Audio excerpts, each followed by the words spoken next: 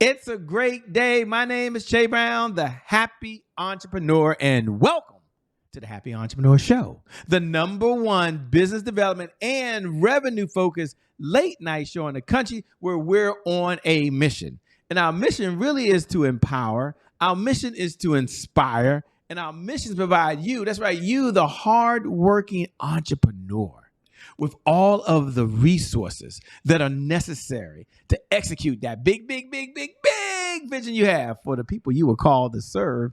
And on this particular episode, we have the one and only Miriam. She's in the building, and she'll be talking about how to master the art of parenting as an entrepreneur. What's going on, Miriam? How are you?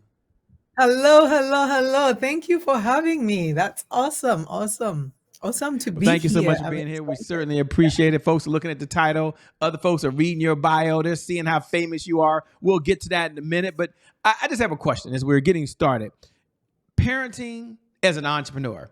We all want to know, what in the LL Cool Mhm. J does that even look like these days? Like why do people struggle to be a parent and an entrepreneur at the same time? It seems unfair. No one struggles to be a parent and work a full-time job. So my question to you is, what are some of the challenges that entrepreneurs have being a parent and being an entrepreneur at the same time?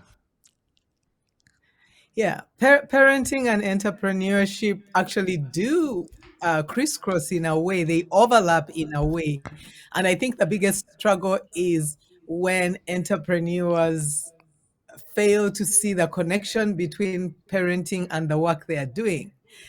When they're doing their entrepreneur work, they do their goal setting, they do their planning, they do their maybe vision boarding, they do a lot of things, but they forget to bring those things into their home. And in their home, they see the little ones as an inconvenience because the little ones are constantly interrupting the work that the entrepreneur or the parent is doing. So, how recognizing which hat to put on when and knowing how to switch the hats or simply put on one hat and call it the parent entrepreneur. I love it. Now, what do you say to the person that's listening saying, Shay, that sounds good in theory, but I want Marion to understand that I work a full time job and I'm a Yeah. full time entrepreneur? Because we have some folks that are dualpreneurs. I want to slow down for a moment and talk to the dualpreneurs. And they're out there saying, Shay, I work all day and I take care of family and I have responsibilities in my community and I have responsibilities maybe in my church and I have responsibility in other activities. And I'm just a very busy person and I love my kids dearly. What would you say to me? Because I want to be a 9 to 5 millionaire and entrepreneurship is the fastest way to financial freedom. So the question they may have as they're listening is, what does she say to me, Shay? Man, I get that if you're an entrepreneur all day and you ain't doing what you're supposed to do, but hey, I got a busy schedule. What'd she say to me? Because I got a job too. I love that because for many years for me, that was the story. The story was I was working, I was actually pursuing my grad studies, I was being a mom, a wife, and even at the grad level, I had to do some teaching. So I had to do all of that. And I think one of the things that parents underestimate is the power that's been given to them by God. Most people use other individuals as their markers. They seek for guidance from fellow people who are also struggling. Nobody goes to a person with a struggling business for advice. But a lot of parents will go to other parents who are struggling for advice. And guess what they get? They get the struggle back to them. So the first thing is, where are you getting your supports? Where are you getting your mentorship? There's supports with the kids, and we have to normalize that. Normalize getting supports with the kids. Normalize connecting with other parents for the kids. And at the same time, it's okay to get some coaching and mentorship on how to balance these two. They said, I heard the word coaching, Shay, and before you get into her background, coaching means different things to different people. Yeah.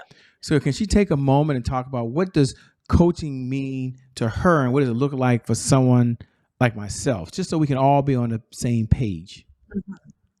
So, and a lot of times the concept of coaching and mentorship get mixed up.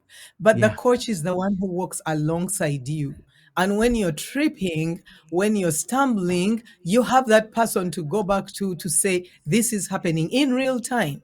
It's not a one-off, because you can never learn from a one-off, but you can learn from repeated, did you try this, did you try that, the person who reminds you of what you agreed on. Because when you start a coaching journey with somebody, you actually map out strategies of what you want, and then you agree on the daily tasks that you're going to do. And they may be small tasks with the kids, but you map those out, and you're able to go back and forth with the coach for them to check in with you to see the progress that you're making. I like that. The progress that you're making. And as you were speaking, I guess the question came up. Well, Shay, before we get into her background, because they want to know who you are, we're going to get there. Okay. I know some of you read her bio. You see how famous she is, but she'll tell her story in a minute. Who is she and how she got to doing what she's doing. But they might be wondering, Shay, okay, that makes sense to me. Can you just ask her quickly, what's one, two, or three things that someone like myself should look for if we want to work with a coach like her or someone like that? What's one, two, or three characteristics? Because truthfully, they're not too sure what they should be looking for. So what's the advice you would give to me as a parent, as an entrepreneur who wants to have it all? What are the three characteristics I should look for in the type of coach so I know they're right for me? So the first thing that you need to look for, of course, is experience. Do they have the experiences to bring to the table? And I, for example, have, my oldest is 34 years old and my youngest is 15, and I have a couple in between there and a grandbaby. But do they have the experience that they can provide you with the information? And if you've been digging into their past for a while, because you have to do your homework, you have to dig in and ask questions, and if possible, even interview the person. Most people get interviewed by coaches to get into the coaching programs, but it's okay for you to interview the coach and see if it's the right person for you. Very, very important. And see what their goals are with their work, with the work that they are doing, and what your goals are, and whether they can get you to where you need to go. Mm. Okay, I love it. Thanks for sharing. So I guess the proverbial question now, obviously, is who is Miriam? Shay, what's her backstory? She says you got to dig into it. You want to know who they are. So take a moment, if you would. Let's slow down, and then we'll speed up. The question. Tell us a little about who are you? What's your backstory? And what was that defining moment that led you on the path you're on now, helping other folks not only be a good parent, but also still be able to pursue their dream as an entrepreneur? What's the backstory? Sorry. Excuse me for my Sure. cough. So, aside from my bio, because I'm not going to really go into that, you probably read my bio. I hope every reader read my bio. I may touch on a few things. I was a teen mom. I had my firstborn at 17, and that was one of the hardest experiences of my life. There was a lot of rejection. There was a lot of uncertainty. I didn't know if I was going to go back to school and complete school. But, a bit support from my parents got me there, and my parents' friends got me there. And I was able to finish school and continue. And eventually, I got married and had other children. But what one of my defining moments was actually shifting, because I grew up in Uganda, Africa, and I knew only one way of raising children. But the way that I knew for raising children, I did not like, because there was a lot of beating, there was a lot of, physical punishment and emotional abuse. And I really struggled with that. And I always questioned, is there a different way for raising children? So when I moved to Canada about 20 years ago, I happened to get into a job where I was supposed to support newcomer parents. Now, of course, I was like, okay, I'm supporting newcomer parents, but they're coming in with the same probably mentality as me, and many of them you could see, how they were treating their kids. But I did go for training. Now, the training I went for was very Euro Western, I should say. It was very, very Euro Western, but it still opened my eyes to question what I was doing in my own parenting, and to rethink and to reshape it. So for me, it wasn't just that I abandoned my African way of parenting and then take on a Western way of parenting. No, it was looking at what I was doing and what I didn't like, and then feeding in pieces of what I liked. And then when I started on my spiritual journey and started studying about trauma, it made so much sense when I looked into parenting and the trauma that comes when you are not aware as a parent, when you are blind, and you don't realize that sometimes some of the things you're doing to your children, the way you respond to them, the way you withdraw things from them, the way you leave, even just the way you leave, the way you trash their games. Maybe they're playing with your shoes and you trash them. It leaves sprinkles of trauma with them. So then I delved down this path of intergenerational trauma, and I've been loving, sharing with parents how just the way we parent can lead to, deep trauma. And if not harnessed early and caught early and stopped in its paths, it can cause lasting damage to the children. So that's a bit Yeah. about me. Thanks for sharing. What do you enjoy most about what you're doing these days? Oh my goodness, I love talking to people. I just love talking to people. I love speaking. I love watching the faces in my audience as their faces light up. And, one of the things I like is, yes, I know psychology, I know all of that, but sometimes it's too much for people. So just bringing things home and making it relatable, and they can see themselves in my story and my struggles and how I came out of it, goes a long, long way. I love it. We have a segment here called Today is My January 1st. This is probably a good Mhm. transition, by the way, because for those that aren't that show up every night at 11 p.m. Eastern Standard Time, I know you wait to say these magical words, so you could go ahead and say those words now. Today is my January 1st. Doesn't that just feel good? For all the new folks out there, this is your very first time. Welcome, welcome, welcome to the Happy Entrepreneur Show. We're really excited to have you here, by the way. Today is our January 1st. Is our personal mantra here at the Happy Entrepreneur Show. It represents a fresh start. It represents a do-over. It means our Mhm. past, no matter how great that past is or how dark and gloomy that past is, our past no longer equals our future. And so my Absolutely. question to Miriam on the other side is twofold. Number one, when you hear those words, today is my January 1st, what do you hear? And number two, when was a time maybe in your life, if there was ever one, that there was a setback, there was some challenge, and then how were you able to bounce back from it? Mhm.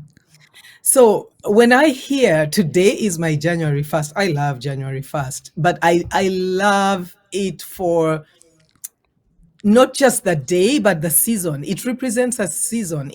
For me, like after Christmas, then we are looking forward to this season of the new year. And so for me, my January 1st is not just a day, it's a season in life where I get to work on leaving things that no longer serve me and remain behind. So my big January 1st moment first came when I turned 50 a couple years ago, 1.5 years ago. And when I turned 50, I was working a job. I was building this business. At the same time, I was working a job, and I was not happy. I was not happy. Like, I looked forward to the paycheck at the end, but I was not happy. I was building my life as a speaker, and I really wanted to do that. But every time I was called in to speak, I couldn't go because I was working a job. So I found that the job was keeping me back. And I'm not saying people should leave their jobs, but for me, at that time, it was so frustrating. I would come home and I wasn't the best parent for my kids. And my kids kept asking me, but mom, if you hate your job so much, why do you keep going? And that question stuck with me. And then my mistake that I made, the bad decision, was I had said I'm going to retire at 50 or leave my job at 50, and I did not. I actually stayed for an extra year. And let me tell you, a year to the day, I had to resign. I just could not take it anymore. It just was not working. I was so unhappy. My husband was tired of looking at me and be very, very unhappy. And I told him I am done and I am just going to build what I'm building at home. And then, of course, the questions come: what are we going to do? How do we replace that income? And I believe I am supported. That is one belief I have had to adopt. I am supported. My needs are met. And I don't fret if my bank account does not reflect what I need it to reflect, because I know that when a need comes, it's going to be met. The bank account means nothing. So I I quit, and I can tell you I quit last year, July 7th. My birthday is July 10th. And guess what? I have been supported ever since. I was able to travel places. I've been invited to travel places. My airfare is being paid. My hotel is being paid. I'm asking for my highest fees, and they're being paid. And, I don't believe that if you're not happy, honestly, my advice is, if you're not happy and something is nagging your mind, it's okay to let something go. Even if you need to ask for some time away to test what it's like without it in your life, do it. But again, I can't tell people to quit, because some people are not strong enough to do that. It requires a lot of strength to say, you know, um, just set that aside and follow the path that was meant for you. I love it. You talk a lot about how you're able to make these decisions and shift. Mhm. And I'm wondering, are there affirmations? Are there, it takes a mindset as well. And I guess the Mhm. question is, are there affirmations you use yourself to shift your mindset so you can stay focused? And that's really the question here. What are affirmations, or what are things you tell yourself in order to keep raising your belief system? Because I'm hearing a number of times you went to yourself. I mean, I know there was probably prayer and some other things, but it takes a mindset. It takes a Mhm. belief, and it's hard being an entrepreneur. Let's just be honest, it's hard. Okay, Mhm. some days you're very excited you're an entrepreneur. You're like, I can't. I'm so happy. I can't believe I get paid to do this. Then other days you're like, Mhm. what did I get myself into? So here's the question: what are affirmations? What are beliefs? What are sayings that you're able to tell yourself so you can keep your confidence up and keep your belief systems where it need to be? Yeah.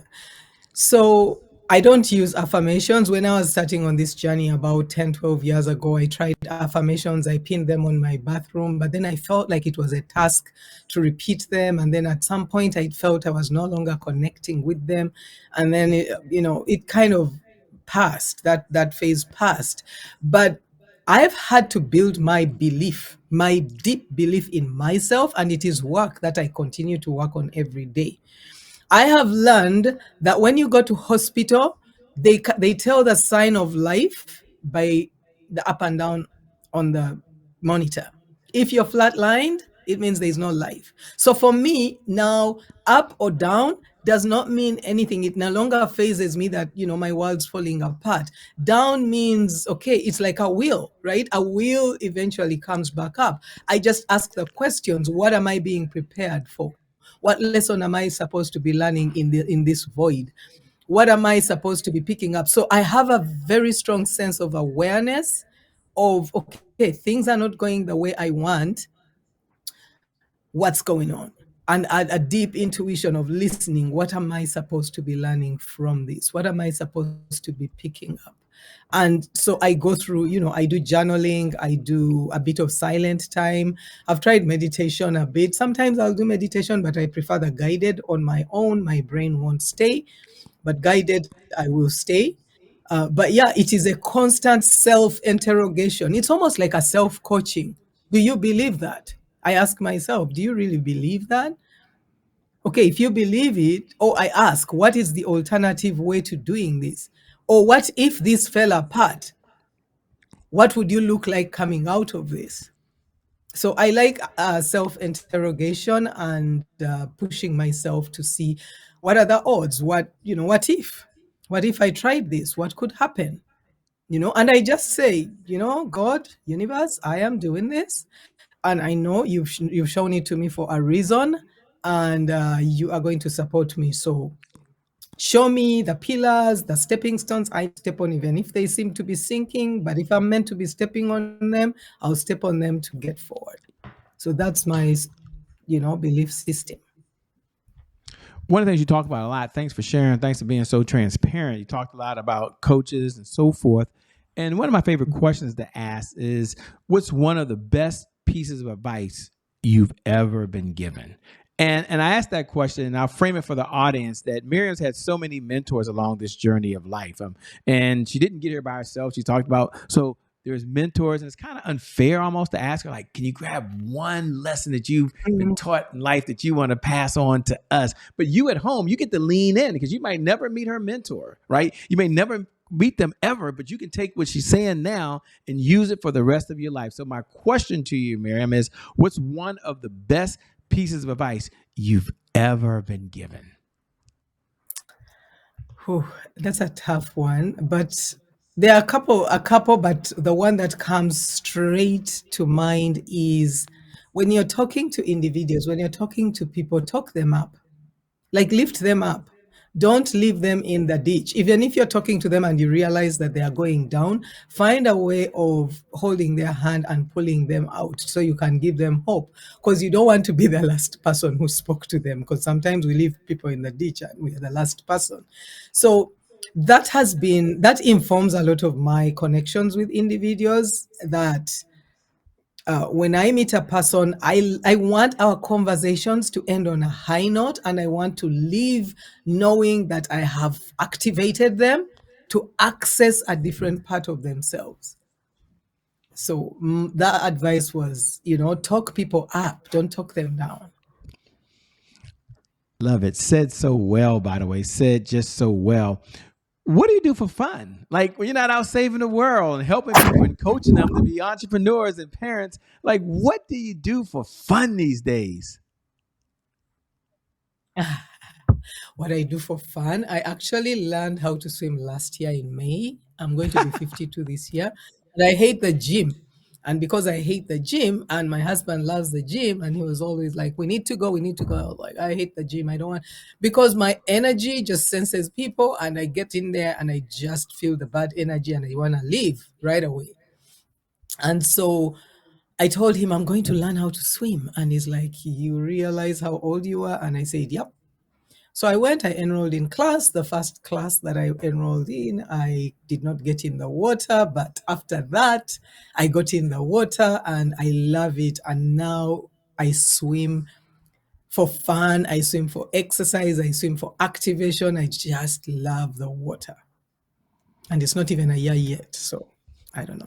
Wow, what was it like when you first got into the water? Were you scared? Were you nervous? I mean, what was Oh, that yeah. like the first time? It's my entire ancestors who probably drowned in water showed up and showed me what could happen if I went into the water. But then, thankfully, my kids swim, and my son's a lifeguard, so I had to have him go with me on a different day to kind of make me feel comfortable in the water, and that helped a lot. Well, A lot. congratulations to you. That's pretty huge to be able to do, by the way. So, kudos to you.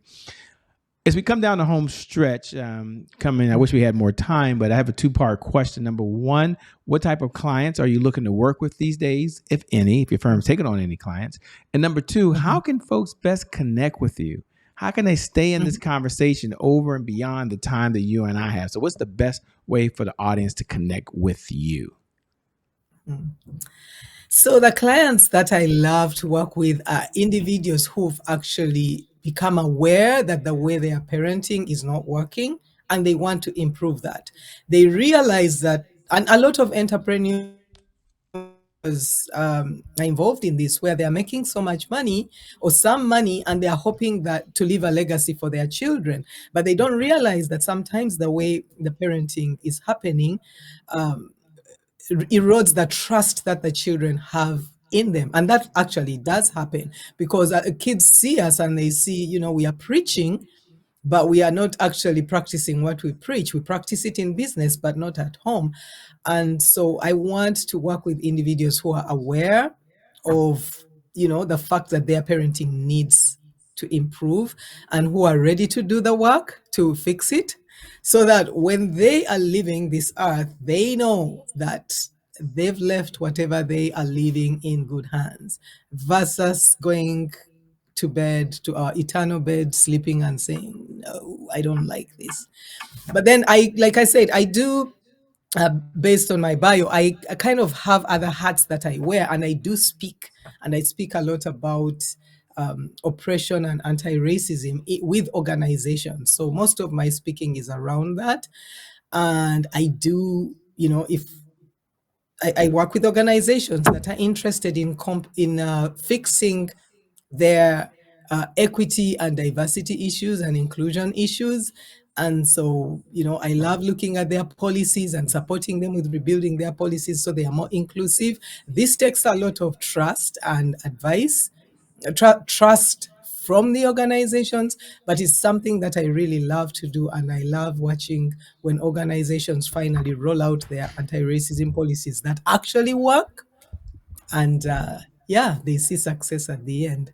So to find me, usually my parenting clients find me on Facebook. I'm on Facebook as Miriam Sekandi, and on Instagram I'm there as Break-Free Zone 4. My Facebook kind of mirrors my Instagram, but I'm not on Instagram like primarily and very, very actively.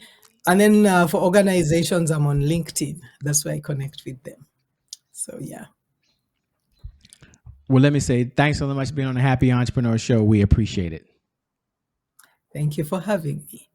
And thank you. Thank you to viewers. Thank you for tuning in. I never get tired every single night of reminding you that you are amazing. You're really incredible. Like without you, there is no show, by the way, but you're awesome. You're incredible. You're a very special, special human being. And that for you, today indeed is your January 1st. And because of just that one reason alone, I believe, I'm going to hold the belief for you, your best is still yet to come. Your best is yet to come. Your best is yet to come. With that being said, my name hasn't changed. It's still Che Brown, the Happy Entrepreneur. Make it a great day, everyone. And I promise you, we'll make some good things out. We connect again next time. God bless, and we wish you success. Thanks a lot, by the way, Miriam. Talk to you soon.